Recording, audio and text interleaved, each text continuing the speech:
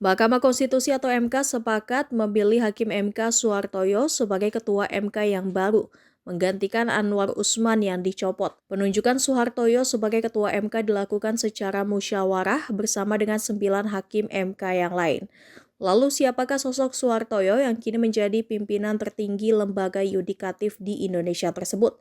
Suhartoyo merupakan hakim karir di MK. Dikutip dari situs MK, Suhartoyo terpilih menjadi hakim konstitusi menggantikan Ahmad Fadil Sumadi yang habis masa jabatannya sejak 7 Januari 2015 lalu. Pada 17 Januari 2015, pria kelahiran Sleman ini mengucap sumpah di hadapan Presiden. Di awal pelantikan, Suhartoyo sempat menuai kontroversi.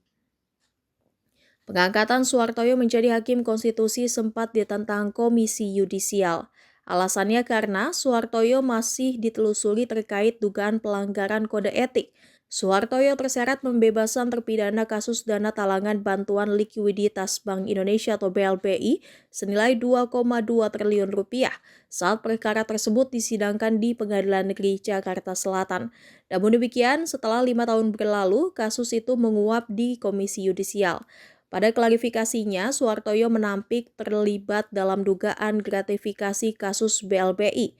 Suhartoyo meyakini bahwa kebenaran akan datang dengan sendirinya.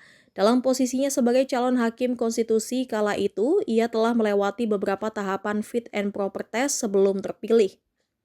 Suhartoyo membantah ia pernah membebaskan terpidana kasus korupsi bantuan likuiditas Bank Indonesia atau BLBI Sujiono Timan ketika perkaranya masih di Pengadilan Negeri Jakarta Selatan.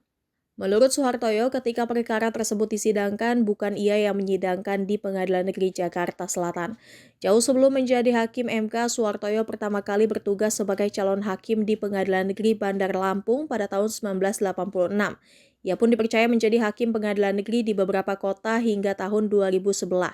Di antaranya Hakim Pengadilan Negeri Curup tahun 1989, Hakim Pengadilan Negeri Metro tahun 1995, Hakim Pengadilan Negeri Tangerang tahun 2001, Hakim Pengadilan Negeri Bekasi tahun 2006.